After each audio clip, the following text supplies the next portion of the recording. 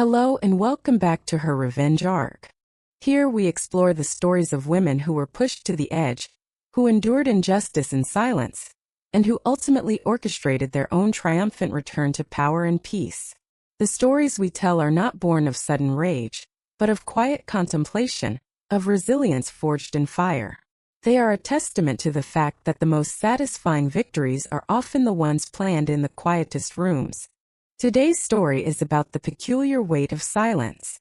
It's about how an entire room of people can decide you no longer exist, and how the very skills they once praised can become the instruments of their undoing. It is my story, and it begins not with a bang, but with the subtle chilling hum of a high-end server room, the place where all of a company's secrets are kept. Before the silence there was noise, the comfortable, productive noise of a well-oiled machine. I was a senior data analyst for a prestigious financial technology firm, a company called Ostracized Solutions. My world was one of numbers, patterns, and elegant lines of code. I found a deep, almost spiritual satisfaction in my work. To me, a clean dataset was a form of poetry, and a successful project was a symphony. I wasn't just good at my job, I loved it. I thrived in the logic, the order, the absolute truth that numbers provided. In a world of messy human emotions, data was my sanctuary. My department, strategic project management, was the heart of the company. We were the team that took the big, ambitious ideas and turned them into profitable realities. We were led by a man named Marcus Thorne. Marcus was everything you'd expect a charismatic corporate leader to be. He had a firm handshake, a smile that seemed to reach his eyes, and a way of making you feel like you were the most important person in the room. He remembered your spouse's name, asked about your weekend plans, and had an arsenal of inspirational quotes for every occasion. He cultivated an atmosphere of a tight-knit family, a band of elite professionals working together towards a common glorious goal. We weren't just colleagues, we were the vanguard, as he liked to call us.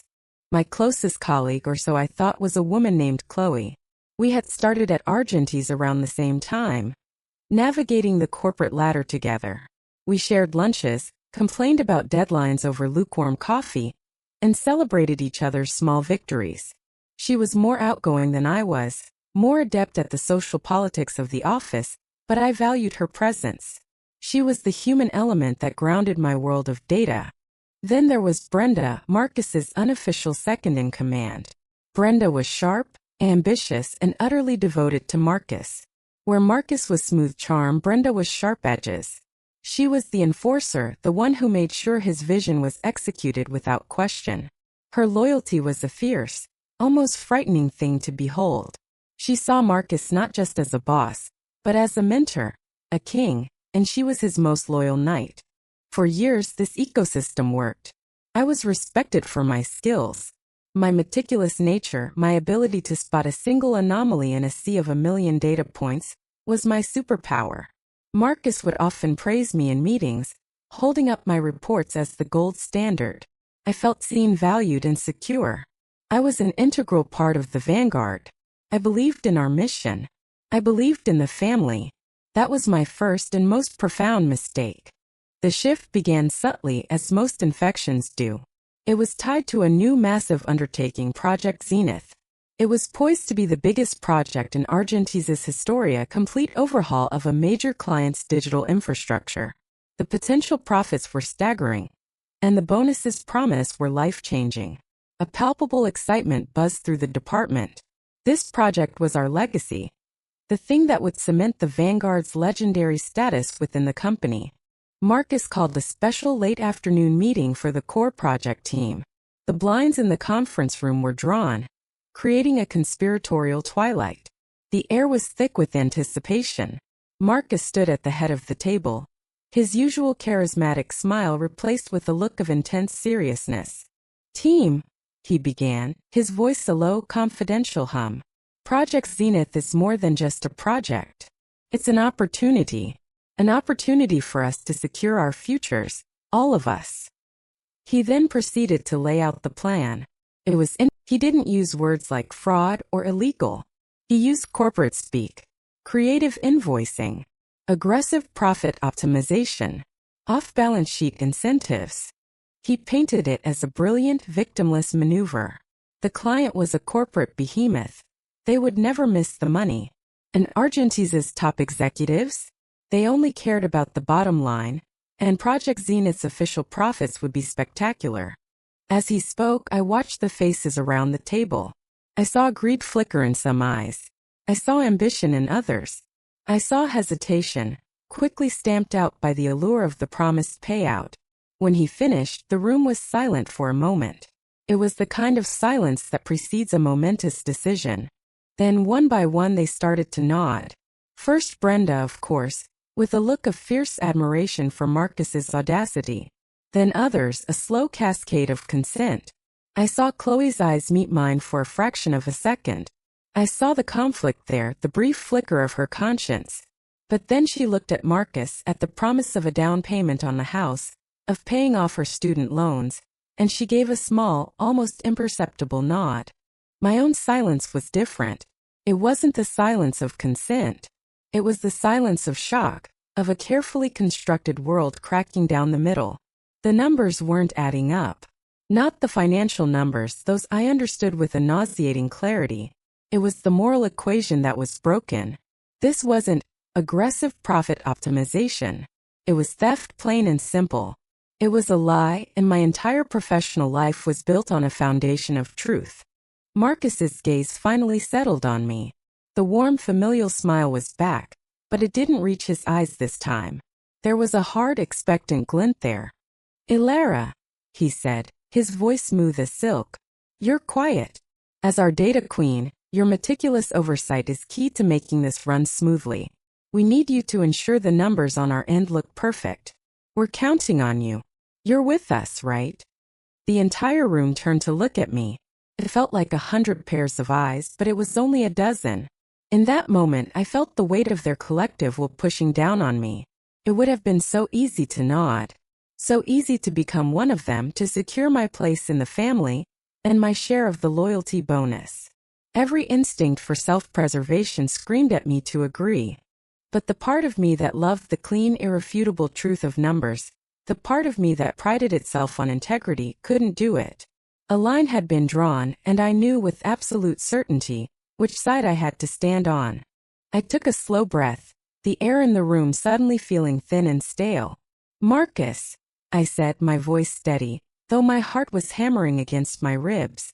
"I appreciate you including me, but I can't be a part of this." The change in the room was instantaneous. It was as if a switch had been flipped, plunging the cozy, conspiratorial atmosphere into an Arctic chill. Marcus's smile didn't vanish.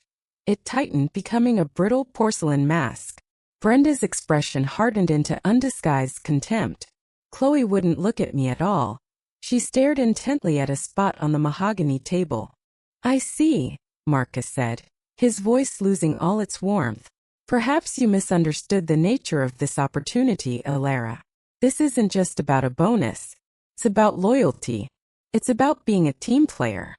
"I am a team player," I replied, keeping my tone even. "My job is to ensure the integrity of our project data, for the good of Argentis and our clients. What you're proposing compromises that integrity. I can't, in good conscience, participate." The word conscience hung in the air like a foul odor. It was an accusation, and they all felt it. Marcus held my gaze for a long, heavy moment. He wasn't trying to persuade me anymore. He was assessing me. He was recategorizing me from asset to problem. "Very well," he said finally, his voice clipped and cold. "Your principles are noted. You're dismissed."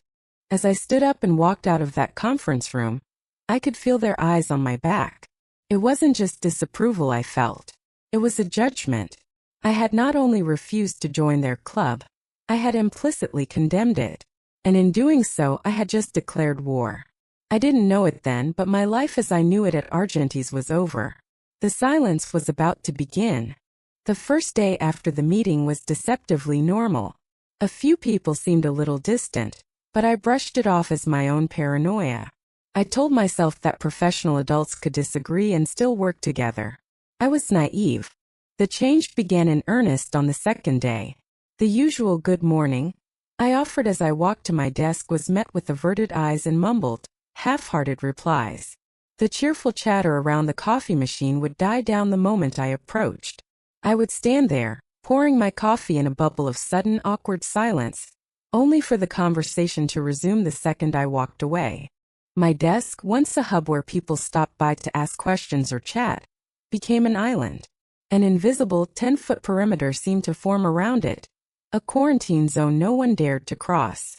Emails I was typically copied on, standard departmental updates, suddenly stopped arriving in my inbox. When I asked about a specific project update, the response was always a curt, "Oh, sorry, thought you got that," before the email was grudgingly forwarded. Chloe was the most painful part of it. The first day, she avoided my gaze. The second, she was conveniently on a call every time I walked past her desk. By the end of the week, when I tried to ask her if she wanted to get lunch, she gave me a tight, apologetic smile and said, "Sorry, I'm swamped. The whole Zenith team is eating at our desks today." I knew it was a lie. I saw them all leaving together an hour later, their laughter echoing down the hallway as I sat alone at my desk, my sad, prepackaged salad tasting like cardboard. The ostracism was a masterclass in psychological warfare, orchestrated, I had no doubt, by Marcus and enforced by Brenda. It was death by 1,000 paper cuts. It was never one big overt act of aggression that I could report to HR. How do you report silence? How do you file a complaint that no one will make eye contact with you? How do you explain that the very atmosphere around you has become hostile? They weren't shouting at me, they were erasing me. My work, my sanctuary, became my torment. I was systematically excluded from meetings crucial to my own projects. When I'd find out about them later and ask why I wasn't invited, Brenda would look at me with feigned surprise. "Oh, that was a Zenith strategy session, Alara. It didn't concern your other tasks." But my tasks were all interconnected. They were cutting off my access to information, deliberately setting me up to fail. The sabotage was subtle but malicious. A critical file I needed would mysteriously be moved or corrupted. Data I was waiting for from another team member would be delivered hours past the deadline. Full of deliberate errors I'd have to spend all night correcting. My meticulously crafted reports, once the gold standard, were now subjected to intense, unfair scrutiny in group settings. Brenda would pick apart my work, questioning my methodology, implying incompetence. And the rest of the room, the silent majority, would just sit there, staring at their laptops, their silence a form of agreement. The gaslighting was perhaps the worst part. Marcus would occasionally call me into his office, closing the door and adopting a tone of paternal concern. "Ilara," he'd say, leaning forward with a pained expression, "I'm worried about you. I'm hearing whispers that you've become difficult, that you're not collaborating. People feel like you're creating a negative environment. You know how important team cohesion is to me, to all of us." He would twist reality until I started to question my own sanity. Was I the problem? Was I being too sensitive? Was my refusal to join their scheme really just me being not a team player? The constant, pervasive silence of an entire department started to feel like a verdict. They had all judged me, and they had all found me guilty. I became a ghost in the machine I had helped to build. I would walk the halls and people would look through me. I would sit in my corner, and the sound of my own typing was the only proof I still existed. The loneliness was a physical ache. It settled deep in my chest, a cold, heavy stone. I'd go home to my empty apartment, the silence of my workday following me, and I'd just sit there, replaying every slight, every averted gaze, every whispered conversation that stopped when I entered a room. I started to lose sleep. My confidence, once so solid, eroded day by day. I began to double and triple check my own work, terrified of making a mistake they could use against me. The joy I once found in data was gone, replaced by a constant, gnawing anxiety. The office, my former haven, now felt like a prison. The breaking point, the moment the cold, quiet despair in my heart began to temper into something harder, something sharper, came about 3 months into this silent siege. It was a Friday afternoon. The Zenith team had just hit a major, albeit fraudulent, milestone. To celebrate, Marcus had ordered champagne and expensive catering for the department. I wasn't invited, of course. I sat at my desk, pretending to be absorbed in a spreadsheet. The sounds of their celebration, the popping corks, the laughter, the triumphant speeches drifting over the cubicle walls. It was a public and deliberate declaration of my exclusion. I saw Chloe, glass of champagne in hand, laughing at something Marcus said. She looked happier, more confident than I'd ever seen her. She had made her choice. She had chosen the family, the money, the belonging. She caught my eye for a brief moment over the rim of her glass. There was no apology in her eyes anymore. There was a flicker of something else. Pity maybe. Or worse, contempt. As if my integrity was a weakness she was glad she didn't share. That look severed the last thread of hope I had that things might somehow go back to normal. It cauterized a wound inside me. The pain was still there, but it was being forged into something else. Resolve. I packed up my things, the sound of their party a dull roar in my ears. As I walked out of the building into the cold evening air, I wasn't just a victim anymore. They had tried to erase me, to make me silent. But they had forgotten something fundamental about me. I was an analyst. My entire life was about finding the truth hidden in the noise. And I was good at it. My greatest skill wasn't just in understanding data. It was in observation. And for 3 months I had been doing nothing but observing. They thought my silence was surrender. They were wrong. It was preparation. That night I didn't go home and cry. I went home and opened my personal laptop. The ghost they had created was about to start haunting them for real. The revenge would not be loud or angry. It would be just like them. Quiet, meticulous, and devastatingly effective. My plan began to form in the quiet solitude of my apartment. A stark contrast to the forced, hostile silence of the office. Revenge, I decided, could not be an emotional outburst. Emotion was messy, unpredictable. It left traces. My revenge had to be a data set. Clean, factual, irrefutable, and above all, anonymous. They had made me an outsider, a ghost. I would use that invisibility as my greatest weapon. For months, I had been operating in a state of high alert. My meticulous nature, once applied to project analysis, was now focused on survival. I had documented everything. Every snub, every missed meeting invitation, every piece of sabotage. I kept a private, encrypted journal on a thumb drive I never let out of my sight. But personal grievances were not enough. HR would dismiss it as a personality conflict. I needed cold, hard proof of the fraud. I needed to dismantle Project Zenith from the inside out. The first phase was passive intelligence gathering. They had cut me off from the official channels, but they had grown arrogant in their success. They got sloppy. I became a master of my surroundings. I learned to read the reflections in the glass of the conference room door to see who was meeting with whom. I learned that the acoustics in the stairwell were surprisingly good for catching snippets of conversations from the floor below. I stayed late, long after everyone else had gone home, and I walked the floor. People leave things on their desks, in their unlocked drawers, on their monitors. A hastily scribbled note, a printout of an email left by the printer, a diagram on a whiteboard that hadn't been fully erased. Each one was a small piece of the puzzle. My biggest advantage was my intimate knowledge of Argentisa's digital infrastructure. I had helped design some of the archival systems years ago. I knew where the digital skeletons were buried.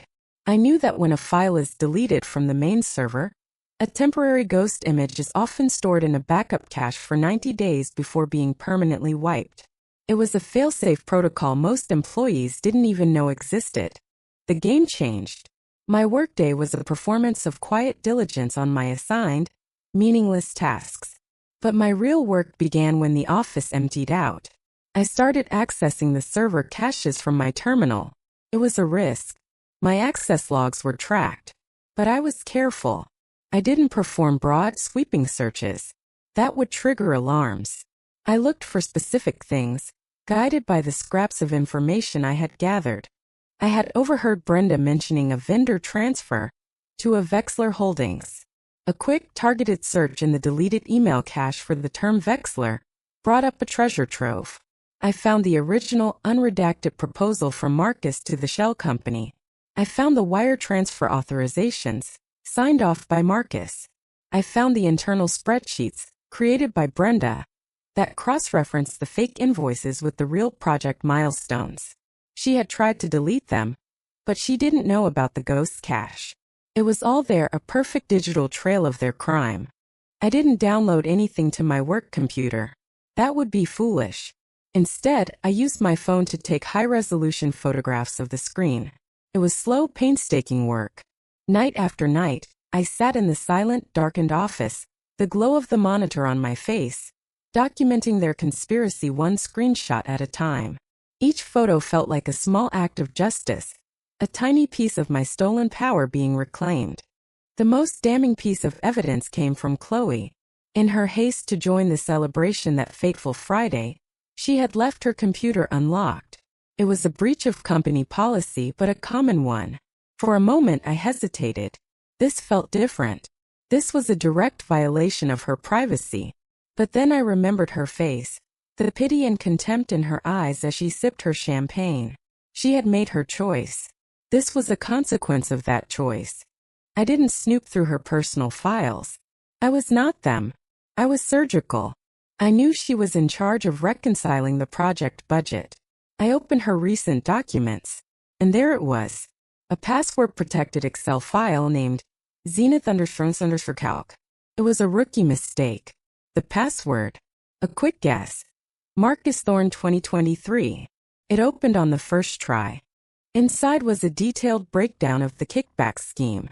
It listed every member of the core team by name, their designated percentage of the bonus, and the projected payout schedule. My name was not on it. There was a note at the bottom, in Chloe's handwriting style I knew so well. Final distribution contingent on continued discretion. No liabilities. Liabilities. That's what I was to them. Problem to be managed. Not a person. I photographed every tab of that spreadsheet. My hands were shaking not from fear, but from a surge of cold, clarifying rage. This was the nail in their coffin. This connected the abstract fraud to the specific people in my department. I named names. Over the course of 2 weeks I assembled my case. I had photographs of emails, financial records, internal memos, and the bonus spreadsheet. I organized them chronologically in a secure folder on my personal computer at home. I created a narrative, a step-by-step guide to their fraud, complete with annotations and explanations, written in the clear, concise language of an analyst's report. I was building a weapon, and it needed to be flawless. The final step was planning the delivery. It had to be completely untraceable. I couldn't email it from my work or home account. I couldn't even use my own laptop. One Saturday morning, I drove to a town 30 miles away. I went to a public library, a place I had never been before. I paid cash for a guest pass to use their computers. I was wearing a hat and glasses not as a disguise, but as a way of feeling like someone else, a nameless, faceless agent of consequence. I logged onto one of the library's old, slow desktop computers. Using a secure, encrypted email service I had researched, I created a new anonymous email address. Truth.ledger@proton.me. A simple, sterile name. The recipient was not HR. HR's first job is to protect the company, and they would likely try to bury it. The recipient was not the CEO, who might even be implicitly aware of such aggressive tactics. No, the recipient was a man I had only read about in company-wide memos, a man who operated outside the normal chain of command, Mr. Alistair Finch, the chief internal auditor. The chief auditor's role is not to protect the company's reputation, but to protect it from itself. His loyalty is to the board of directors and the rule of law. He was a legendary figure at Argentees, known for his relentless, emotionless pursuit of financial irregularities. He was the company's immune system, and I was about to give him a reason to activate. I composed the email. The subject line was simple: an urgent and confidential matter regarding Project Zenith. The body of the email was brief and professional. Dear Mr. Finch, I am writing to you as a concerned employee who wishes to remain anonymous due to fear of severe retaliation. I have become aware of a significant and ongoing financial fraud scheme centered around Project Zenith, orchestrated by senior members of the Strategic Project Management Department. This scheme involves the use of a shell corporation, Vexler Holdings, to submit fraudulent invoices, thereby defrauding our client and violating multiple financial regulations. The profits from this scheme are being secretly distributed as bonuses to the participating team members. I have attached a series of documents which I believe substantiate these claims. They include internal communications, financial transfer records, and a spreadsheet detailing the distribution of the illicit funds. I trust that you will treat this matter with the seriousness and discretion it warrants. Sincerely, a concerned employee. I attached the meticulously organized files. My finger hovered over the send button for a long moment. This was it. The point of no return. There was no fear, no hesitation. Just a profound sense of clarity. I had been pushed into the shadows, and from those shadows I had found my power. I clicked send. The email disappeared into the digital ether.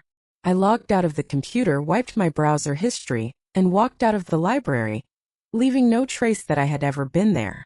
As I drove home, the sun was setting. The world didn't look different. The cars on the highway were the same, the trees lining the road were the same. But I was different. The heavy stone of loneliness and despair in my chest had been replaced by a quiet, patient anticipation. I had planted a seed in the heart of Argentes. Now all I had to do was go back to my island and wait for it to grow. The Monday after I sent the email was the quietest day I had ever experienced at Argentes. It was a different kind of quiet. Not the pointed, hostile silence directed at me, but a tense, anxious stillness that seemed to blanket the entire floor. I sat at my desk, the ghost in the machine, and I watched. The first sign that the seed had sprouted came at precisely 10:15 a.m. A man I had never seen before, wearing a severe gray suit and an expressionless face, appeared at the entrance to our department. He was followed by two others, both carrying briefcases. They didn't speak to the receptionist. They walked directly to Marcus Thorne's glass-walled office. They didn't knock. They just opened the door and walked in, closing it firmly behind them. A ripple of confusion went through the department. People looked up from their screens, whispering to each other. Who are they? I knew. That was Alistair Finch. I had seen his picture once on the company's internal website. He looked exactly like his reputation, implacable. The meeting in Marcus's office lasted for nearly an hour. We couldn't hear anything, but we could see the pantomime through the glass. We saw Marcus's initial confident posture, his easy smile. We saw it slowly crumble as Finch laid documents out on the table. We saw his face pale, his hands start to gesture wildly, then fall limply to his sides. By the end, he was slumped in his chair, a defeated man. When Finch and his team emerged, they didn't look at anyone. One of them walked over to Brenda's desk. Brenda Jensen? Mr. Finch would like a word. Please bring your laptop. The man's voice was flat, devoid of any emotion. Brenda, who always carried herself with such fierce, arrogant confidence, looked suddenly small. She shot a panicked look towards Marcus's office, but he wouldn't meet her gaze. She stood up, her movements stiff, and followed the man into a small, windowless conference room that was usually used for HR mediations. We started calling it the box. One by one, they were called into the box. Every member of the core Zenith team. The confident swagger they had all developed over the past few months had evaporated, replaced by a clammy, pervasive fear. The air grew thick with it. The whispers stopped. The only sounds were the quiet hum of the HVAC system and the unnerving, steady clicks of my keyboard as I pretended to work. Chloe was one of the last to be called. When her name was spoken, all the color drained from her face. She looked like she was going to be sick. As she walked towards the box, her eyes, for the first time in months, met mine. In them I saw pure, unadulterated terror. And for the first time I saw a flicker of understanding. She was finally realizing that the liability they had all dismissed was the one who had just signed their death warrant. I held her gaze, my expression perfectly neutral. I offered her nothing. No sympathy, no satisfaction. Just the same blankness she had shown me for months. It was all she deserved. I was never called. I was not on the list. I was the ghost, the non-entity. To them, I didn't exist in the context of Project Zenith. And that was my greatest protection. I just sat at my island, a silent observer to the dismantling of the kingdom that had cast me out. The rest of the week was a corporate bloodbath. Marcus and Brenda were put on administrative leave and escorted from the building that same afternoon, carrying their belongings in cardboard boxes. Their faces were ashen. They didn't speak to anyone. By the end of the week, nearly a third of the department was gone. Some were fired outright. Others, like Chloe, were given the opportunity to resign immediately. A quiet way for the company to avoid wrongful termination lawsuits in exchange for their silence. The vanguard was no more. It had been swiftly and brutally decapitated by the truth. The atmosphere in the office was funereal. The remaining employees, the ones who had been silent accomplices through their inaction, walked on eggshells. They were terrified. They would glance at me, a new kind of expression in their eyes. It wasn't hostility anymore. It was a mixture of fear and a dawning horrified respect. They didn't know for sure that it was me, but they suspected. The quiet, principled woman they had all shunned had somehow survived the purge that took down their charismatic leader and his chosen disciples. It didn't add up unless she was the cause. I never confirmed their suspicions. I never had to. I simply continued to do my work. The projects they had sabotaged I now had full access to. The information they had withheld was now freely available. I started to fix the messes they had made, cleaning up the data, getting projects back on track. A new interim department head was brought in, a quiet woman from compliance. She looked at my record, saw years of stellar performance reviews followed by a sudden inexplicable dip, and then a swift return to form. She looked at the list of the departed. She was a smart woman. She put the pieces together. One afternoon she stopped by my desk. It was the first time a department head had willingly approached my island in months. "Alara," she said, her voice soft. "I've reviewed your recent work. It's excellent. You've really stepped up in a difficult time. Thank you." It wasn't a question. It was a statement. A quiet acknowledgement. "I'm just doing my job," I replied. She nodded, a small, knowing smile on her face. "Keep it up," she said, and walked away. In that moment, I felt a sense of vindication that was far more satisfying than any loud, triumphant, "I told you so." It was a quiet restoration of order. The truth, like a clean line of code, had executed perfectly. My revenge wasn't in their downfall, but in my own survival. It was in the fact that I was still there, doing the work I loved, my integrity not just intact but proven to be my greatest strength. They had tried to break me with silence, but I had answered with the truth so loud it had brought their entire world crashing down. I didn't stay at Argente's for much longer. The victory was satisfying, but the battlefield was still littered with ghosts. The culture of the department was poisoned, even with the main culprits gone. There was a residue of fear and suspicion that I knew would take years to fade. The space no longer felt like my sanctuary. My work there was done. I tendered my resignation 2 months after the auditors arrived.